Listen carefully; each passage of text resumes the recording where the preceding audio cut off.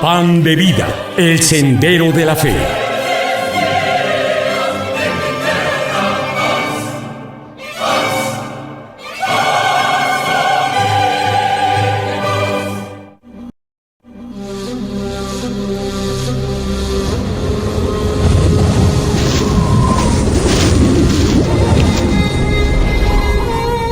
Y amarás al Señor tu Dios con todo tu corazón, con toda tu alma y con todos tus medios.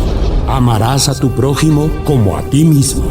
Estas palabras que te ordeno hoy deben permanecer sobre tu corazón, y las enseñarás a tus hijos, y hablarás de ellas cuando estés en tu hogar, cuando viajes en el camino, cuando te acuestes y cuando te levantes.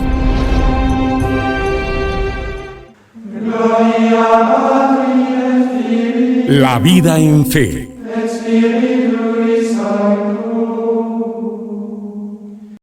Queridos amigos de Pan de Vida, el Sendero de la Fe, Sebastián Schoff es el presidente del Global Center for Human Rights. Se especializó en derechos humanos internacional y derecho penal. Ha participado en casos en el Sistema Interamericano de Derechos Humanos, tanto defendiendo a los diferentes estados como a víctimas de violaciones de derechos humanos. Antes de incorporarse al Global Center for Human Rights, Schoff fue socio fundador de Frente Joven, una organización no gubernamental que promueve las libertades fundamentales, los derechos humanos y la promoción social. También fue socio fundador de Prodesi, una organización argentina de derechos humanos sin ánimo de lucro, dedicada a la promoción y defensa del derecho a la vida, la libertad religiosa y los derechos de la familia. Schoff trabajó en el Ministerio Público de Defensa de Argentina, desempeñándose en defensorías ante tribunales orales y ante la Cámara del Crimen. También fue asesor del Congreso de la Nación y de la Presidencia del Consejo de Rectores de Universidades Privadas. También trabajó en las relaciones públicas en la Fraternidad de Agrupaciones Santo Tomás de Aquino en FAST. Obtuvo su título de Derecho en la Universidad de Buenos Aires en 2011. Realizó estudios universitarios de filosofía y teología. Fue profesor adjunto de Teoría General del Derecho en Buenos Aires. Licenciado Schoff, bienvenido a Pan de Vida. Nuevamente, un gusto tenerlo. Y bueno, con un tema tan importante como es el... Sí, como es el caso de Beatriz, que hemos estado platicando en los últimos programas, hemos estado analizando este tema tan controvertido del cual se ha estado hablando en los últimos meses, no solamente en México, sino en varias partes del mundo, debido a que este caso ha llegado a la Corte Interamericana de Derechos Humanos, el más alto tribunal, licenciado Schoff. Por favor, platíquenos qué es lo que sucedió con Beatriz, cómo fue el caso, cómo se dio, y en qué grado estamos, en qué momento estamos en este caso. Bueno, primero muchas gracias a ambos por la invitación. Es un honor para mí estar compartiendo esto con ustedes y sobre todo por la importancia, la relevancia que tiene este tema con todos los países de Latinoamérica, ¿no? Desde México hasta Argentina. Beatriz era una mujer salvadoreña de escasos recursos que quedó embarazada de su segundo hijito, una hijita en realidad, que le puso el nombre de Leilani. Beatriz estaba enferma de lupus eritematoso y a raíz de su enfermedad era un embarazo con cierto riesgo.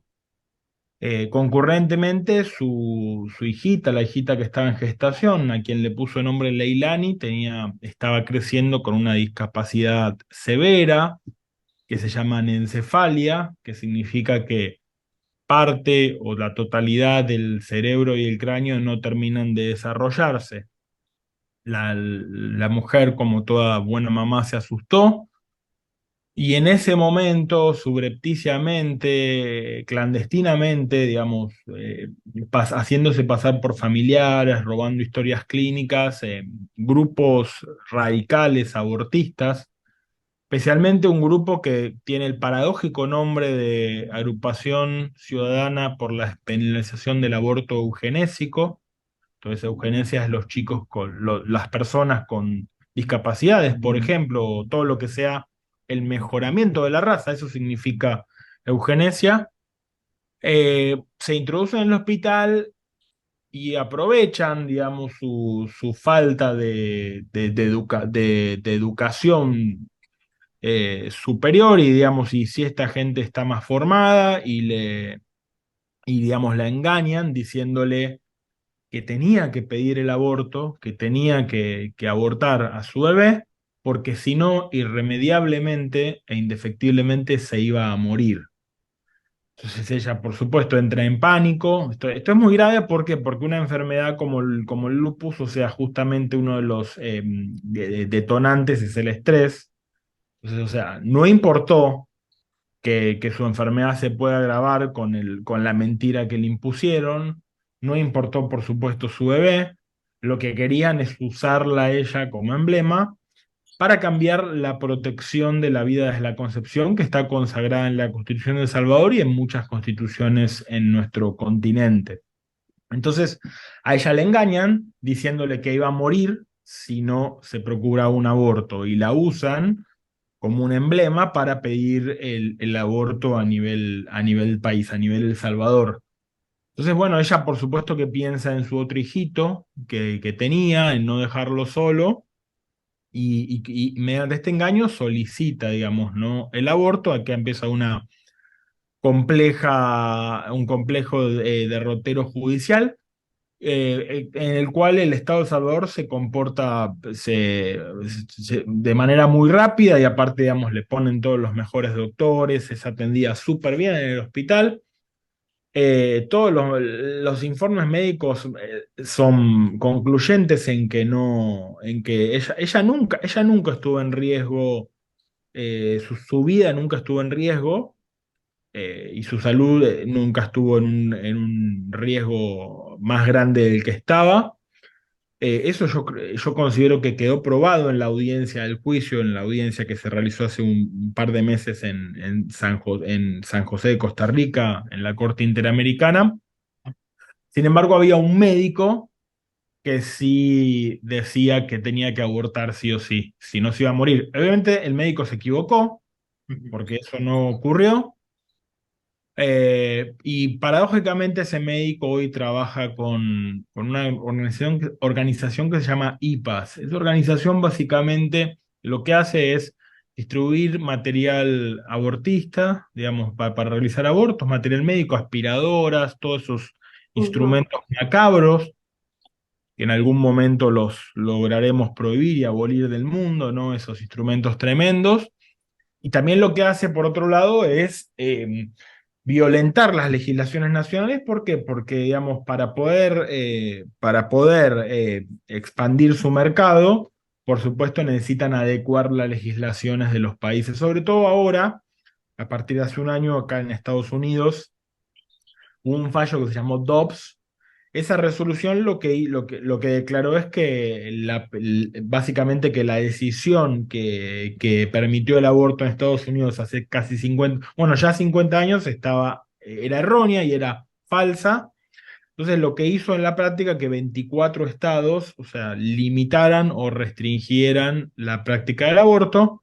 Como sabemos es una ideología, pero también es un mercado. Entonces, o sea, los números de abortos que hacen las clínicas y los ingresos se han reducido y entonces necesitan abrir nuevos mercados. Este caso es un caso excelente para ellos porque a través de como han fracasado en las legislaturas, si ustedes ven, a pesar de la narrativa que el movimiento radical abortista hace de que están ganando, en realidad en las legislaturas solamente han prosperado en dos países, Uruguay, Argentina, que en realidad lo han ganado porque lo hicieron en el medio de la pandemia, sin posibilidad de participar la gente, porque cuando participó la gente se perdió, o sea, el abortismo perdió, y 10 estados de México, más Ciudad de México, digamos. Esos son los únicos lugares de toda Latinoamérica, de todos los países, donde han prosperado por los congresos. Como han fracasado en los congresos, se han volcado en estos organismos. ¿Por qué? Porque según ellos, si logran violentar la Constitución Nacional de los salvadoreños y desproteger la vida de la concepción, eso va a tener un efecto obligatorio en todas las constituciones nacionales y estatales de nuestros países, y automáticamente, digamos, si declaran el aborto como un derecho humano en esa corte, según ellos sería obligatorio en los 20 países. Es por eso la gravedad de este asunto. Como, retomando el caso concreto, en caso llega a la corte a la corte local de El Salvador, a la Corte Suprema de El Salvador, la corte decide muy bien, decide que para no incrementar el riesgo que podía tener la mujer Beatriz con lupus en un estado avanzado del embarazo, se practica un adelanto de parto, brindando cuidados paliativos a la niñita, y digamos, sin el objetivo de destruirla, ¿no? Esa es la diferencia entre aborto y una cesárea, ¿no? O sea, eso es una verdadera interrupción del embarazo, sin fines de eliminar a la niñita, ¿no? A la niña por nacer, a la niña que nació, respiró y lloró. Lamentablemente, a pesar de su grave discapacidad, ella vivió alrededor de 5 horas, 5 horas y media. Eh, Beatriz le puso un nombre, le llevaba flores a su tumba, la lloraba, le hicieron un velorio, la familia le hizo un funeral sencillo. Y Beatriz muere, pero muere 4 años y 4 meses después en un triste accidente de motocicleta, ¿no? En un accidente.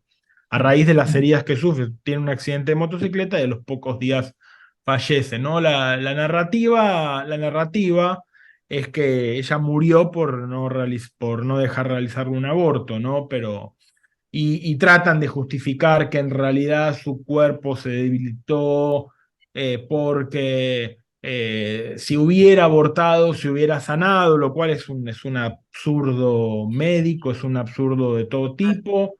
Los papeles muestran que su enfermedad no tuvo que ver con eso y no se agravó.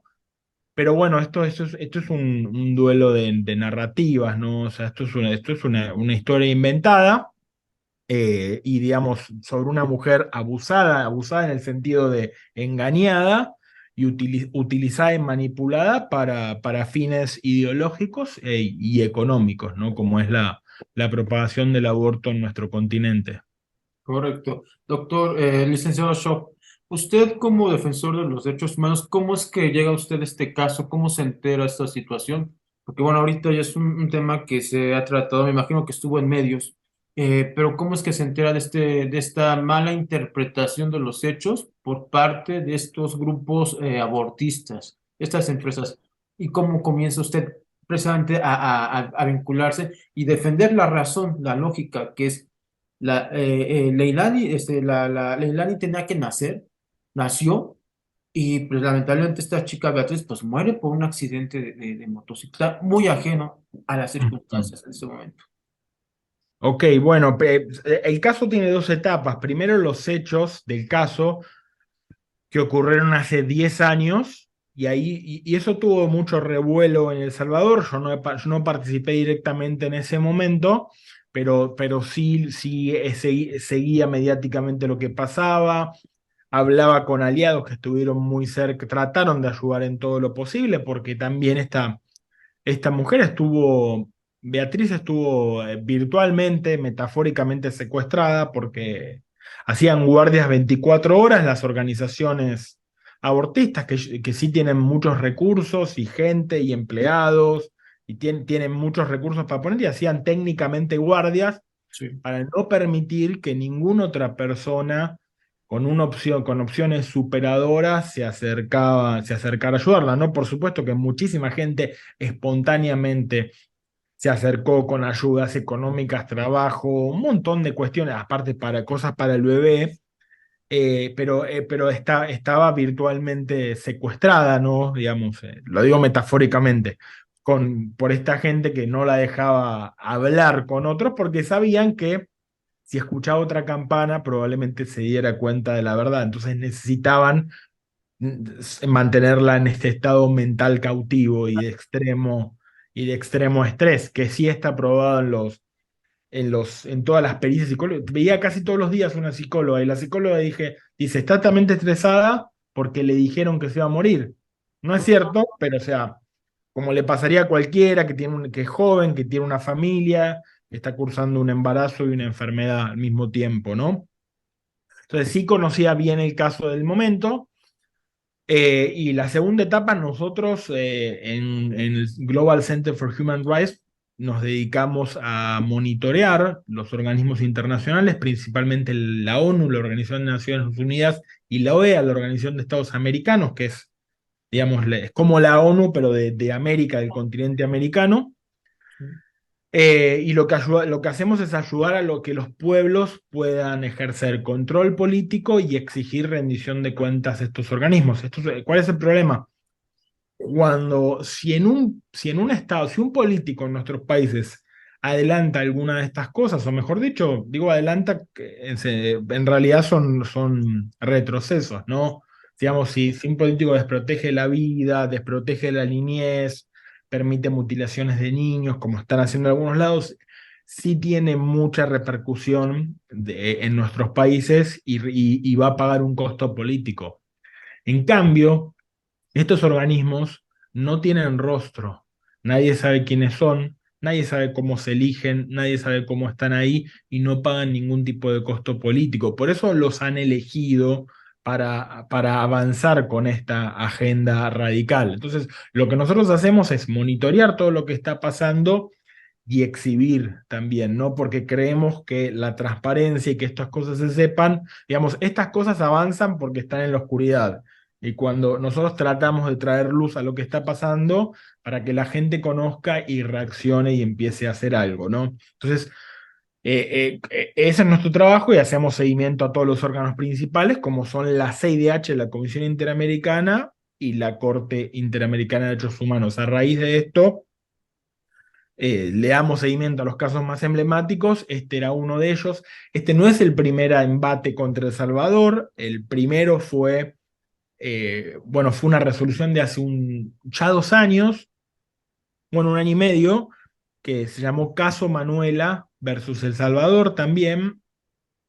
Una historia parecida, pero más dramática, porque es una mujer que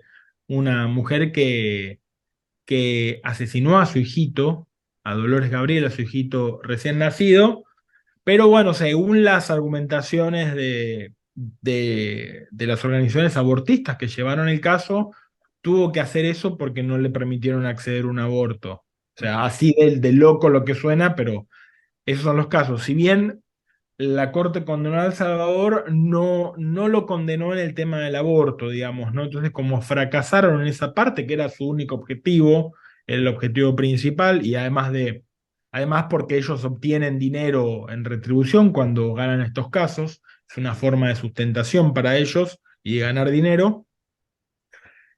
Habiendo fracasado en eso, es que fueron con este caso Beatriz. Entonces, o sea, ahí es que nosotros tomamos conocimiento, bueno, siempre le damos seguimiento a todo lo que pasa y empezamos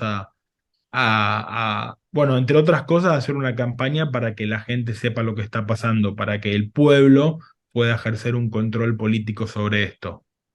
Muy bien. Ahora bien, el caso de Beatriz llegó hasta la Corte Interamericana.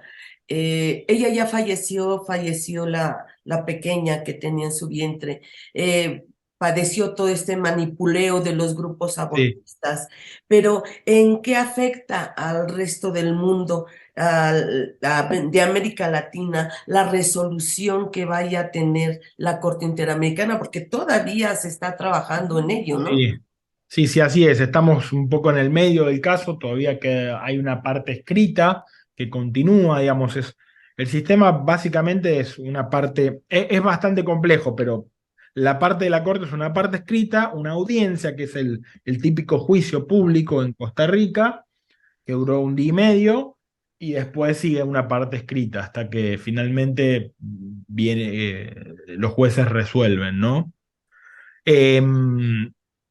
¿Cuál es el tema? O sea, la pretensión de las organizaciones que están detrás de esto, incluso de la CIDH, la comisión, que es un órgano que debiera velar por los derechos humanos, pero lo que hace es violarlos, porque, o sea, la Corte es la que pidió que se permita el aborto, contra los tratados de derechos humanos que le dan sustento, ¿no? O sea, esto es importante saberlo, nosotros en América tenemos el orgullo de tener el mejor tratado de derechos humanos del mundo. Por ejemplo, es el único tratado que establece el derecho a la vida desde la concepción, explícitamente. No hay otro tratado así en el mundo. Sin embargo, tanto estas organizaciones como la CIDH, la Comisión Interamericana, violan al tratado y tratan de imponer su agenda radical, ¿no? ¿Qué es lo que están buscando? La declaración de un derecho al aborto, de un derecho al aborto como derecho humano universal, obligatorio en todos los países, ¿no?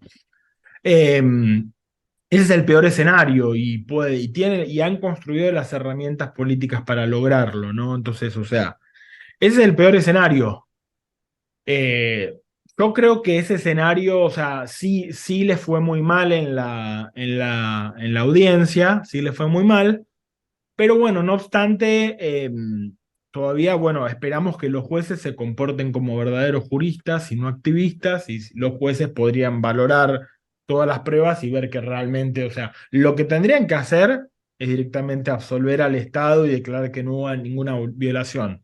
Pero entre los dos extremos, digamos, aún, digamos, aún no declarando absuelto o inocente al Estado a todos sus efectos, sí podrían los jueces buscar un punto más cercano a la absolución donde no declaren el derecho al aborto. Entonces eso sería uno de los posibles escenarios, ¿no? O sea, yo creo que hay que trabajar, hay que rezar mucho, o sea, qué bueno que este es un programa católico porque lo primero que nosotros pedimos es oraciones para esto, creemos que digamos, no es retórica, creemos que este es muy difícil y solamente se puede torcer un resultado con la mano de Dios. Entonces, bueno, y además de las oraciones, digamos, ¿no? Como difundir lo que está pasando, que todos sepan y puedan, ¿no? Y bueno, y que mientras más gente esté observando, o sea, no, las personas cuando nos observan nos volvemos más serias, ¿no? Como que uno hace mejor su trabajo. O sea, mientras más gente esté pendiente de lo que está pasando en esa corte, los jueces probablemente se comporten más afines al derecho, ¿no? O sea, y no a pretensiones de grupos radicalizados. Correcto. Acabamos de tener la audiencia en marzo, si no me equivoco, ¿no? Ahí en Sí. Salvador. ¿Qué es lo No, que... en Costa Rica. Costa Costa Rica, Rica. sí, Sí. la Corte Interamericana. ¿Qué es lo que sigue en el proceso? En cuestión de tiempos, ¿qué es lo que viene por parte de la defensa de la vida? Todo, vamos, lo que estamos defendiendo, la lógica. Y estos grupos, ¿qué es lo que viene en la Corte en cuestión de audiencias, de procesos? ¿Qué podemos esperar nosotros en América? Sí, bueno, como decía, o sea, ha pasado la audiencia, que es un poco la mitad del proceso, y ahora sí una parte escrita, que el Estado se está defendiendo, que lo está haciendo muy bien.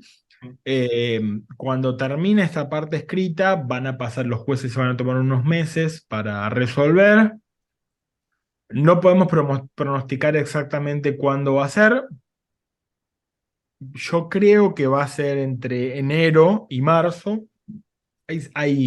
Los jueces no están todo el tiempo trabajando, tienen periodos de sesiones, Sí. entonces probablemente haya un periodo de sesiones en enero y otro en marzo, y yo calculo que en alguno de esos periodos se trate. No obsta que se pueda tratar antes, ¿no? Pero yo creo que por la complejidad del caso y la cantidad de pruebas ofrecidas y la excelente defensa que hizo el Estado de El Salvador, no va a haber una resolución antes de fin de año.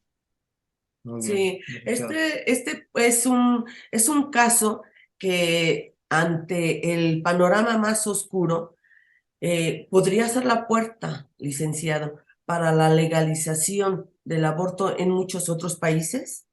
Exactamente, es que más que la puerta es el ariete, la herramienta concreta con que lo han hecho. O sea, si las organizaciones que promueven el caso y que lo financian y que han utilizado a Beatriz para esto, más la comisión, que son los dos que acusan, quieren usar este caso para violentar la Constitución de El Salvador y la voluntad del pueblo y las leyes nacionales, y a través de eso ellos se han inventado un concepto que se llama control de convencionalidad.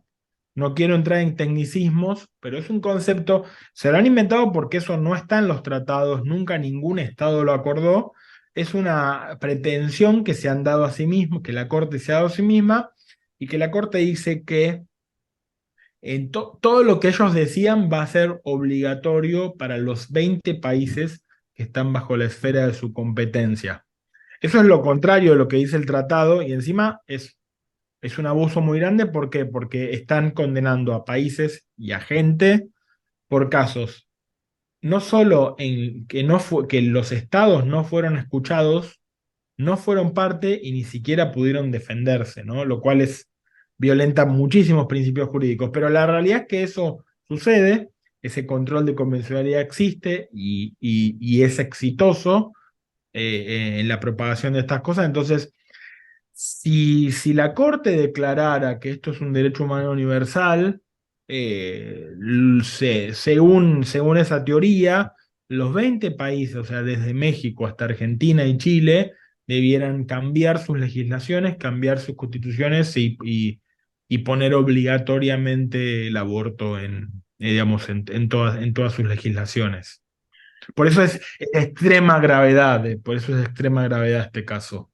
Licenciado, ¿este concepto de dónde lo sacan o de dónde sale como tal? ¿Es aceptado por parte de la Corte el concepto control de convencionalidad, que es prácticamente para El todos? concepto lo inventa la propia Corte, Ah, lo inventa en el año 2006, en un caso que se llamó Almonacid Arellano, y lo desarrolla a lo largo de los años, en algunas resoluciones, en algunos fallos subsecuentes, subsiguientes. Eh, y es un concepto que se han dado a sí mismos, o sea, esto no lo van a encontrar en ningún tratado, en ningún convenio, ni siquiera en estatutos, ni siquiera en los propios estatutos de la Corte, ni siquiera en su propio reglamento. Ningún Estado lo ha aceptado, pero en la práctica, digamos, o sea, ningún Estado lo ha aceptado formalmente en un convenio, no, digamos, o sea, solemnemente en un tratado. Pero en la práctica, o sea, ellos van y dicen, miren, la Corte ha decidido esto, todos los jueces del país están obligados a seguir esto, todos los legisladores están obligados, todos los funcionarios están obligados, y si bien no todos lo hacen, pero muchos sí. Entonces, ya que un juez, entonces ellos logran que un juez, es un absurdo jurídico, ¿no? Pero, y no me quiero volver técnico, pero logran que un juez nacional local pueda declarar la responsabilidad de un Estado. Entonces, siempre, en cualquier país, va a haber jueces prevaricadores que no respetan el derecho, va a haber funcionarios que no respetan la voluntad de los pueblos, va a haber políticos que no lo hacen. Entonces, siempre van a encontrar un aliado para esto. Entonces, por eso es tan efectiva esta doctrina, ¿no? Digamos, si bien no tiene sustento jurídico, políticamente en la práctica logran imponer su agenda a través de este mecanismo. Entonces, por eso es tan delicado y grave este caso. Vamos a hablar de algo que para mí es muy importante. El licenciado Sebastián Shaw, especialista en derechos humanos, ¿qué recomendación daría a la Corte para apoyar la defensa de la vida? Bueno, lo que recomendaría es que miren en sus corazones, que piensen por qué estudiaron derecho y que piensen lo que es un juez. Lo que tiene que hacer un juez es interpretar la norma, seguir la voluntad original de cuando se hicieron esos tratados, qué significaban los términos. De hecho, o sea, los jueces no pueden ser libres en esto. Hay una serie de reglas que los estados pactaron solemnemente en un tratado, en una convención, se llama Convención de Viena sobre Derecho de los Tratados, y ese tratado estipula en su artículo 34 explícitamente. Entonces, o sea, ¿qué significa? Debe interpretarse los tratados en el sentido corriente de los términos, en su contexto. Bueno, entonces, esas reglas de interpretación son súper importantes. Entonces, ellos tienen ante sí un dilema y tienen entre ser verdaderos juristas, respetando el derecho y la voluntad de los pueblos expresada en los tratados, o ser activistas contramayoritarios, iluminados, que a pesar de lo que la gente quiere, ellos ven más allá y contra la voluntad del pueblo pueden hacerlo progresar a un estadio que no conoce. Esto que estoy diciendo no me lo inventé yo, es una doctrina del llamado neoconstitucionalismo, que trata de empoderar a los jueces como activistas contramayoritarios, es decir, un poco el tema de fondo es la gente es tonta, no sabe el bien que necesita, nosotros somos los iluminados que vamos a crear nuevos derechos en contra de la voluntad. Y eso desnaturaliza la democracia, la representatividad, porque quien crea las leyes, o mejor dicho, las reconoce, son las legislaturas. Digamos, ¿no? Eso significa la separación de poderes, y en todo caso los jueces las interpretan. Entonces, bueno, ellos tienen ante hoy una disyuntiva entre ser activistas y rebajar su misión, o ser verdaderos juristas y decidir conforme a la verdad, el bien, la belleza y el derecho y la justicia. Así es, licenciado. En general, puedo decir que la situación que estamos enfrentando ahorita con la Corte Interamericana de Derechos Humanos es la disyuntiva entre seguir la lógica que se los tratados firmados previamente, presente la Carta de Derechos Humanos, que es Carta Universal de Derechos Humanos, al dar un fallo en contra, o a favor, mejor dicho, a favor del aborto, están contradiciendo el principio de los derechos humanos universales. ¿Se puede hacer eso en términos legales reales, prácticos? No es. No, no se puede hacer, pero esto es política real, o sea, se puede hacer lo que es posible, lo que les dejamos hacer.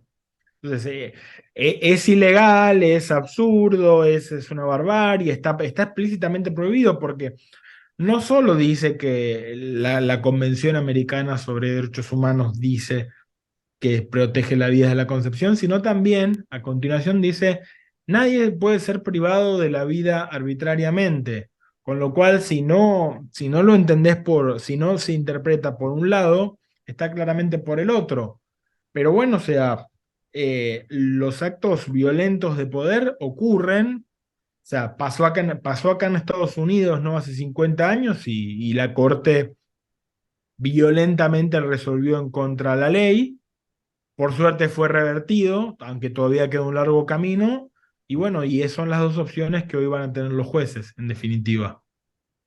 ¿Qué medidas podemos tomar? ¿Qué medidas se pueden tomar, licenciado Shaw, para evitar, sin descuidar los derechos humanos de la madre, pero al mismo tiempo defender la vida del nuevo ser?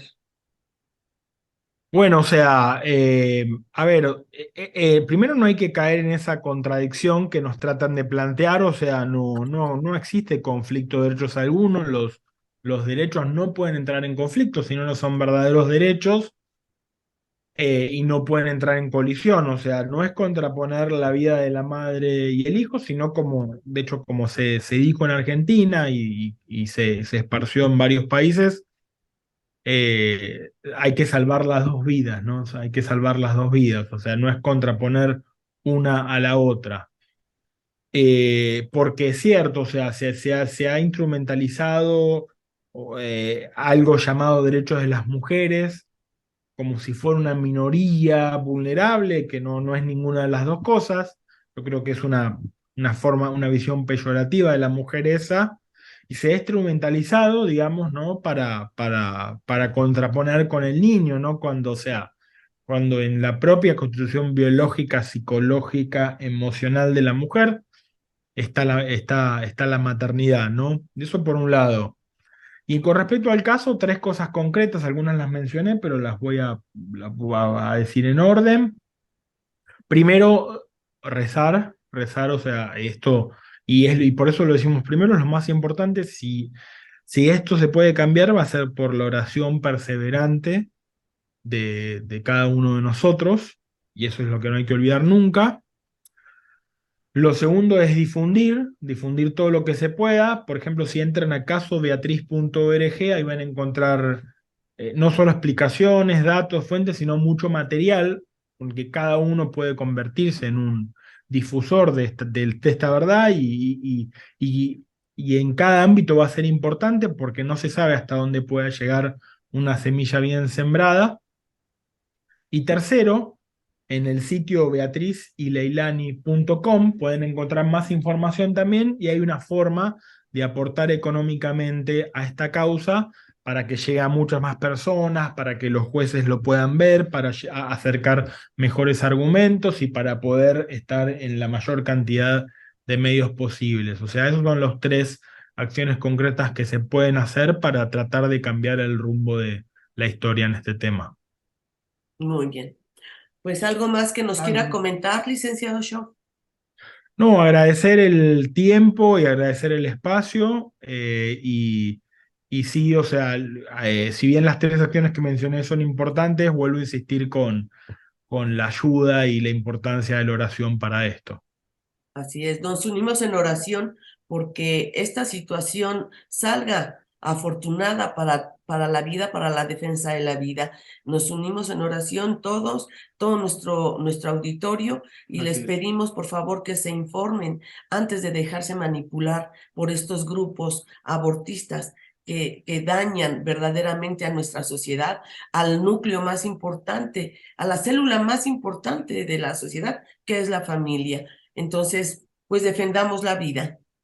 Sí, hay que protegernos, queridos radioescuchas, hay que informarnos, no hay que permitir que estos grupos sigan alterando las legislaciones de nuestros países. Hay que informarnos, hay que ser católicos activos, pero sobre todo hay que ser personas, humanos activos a favor de la vida. Licenciado, muchísimas gracias. Gracias por la invitación. Dios lo bendiga. Bendiciones. Gracias. Dijo el Señor, quien me recibe con fe. Pan de vida, el sendero de la fe.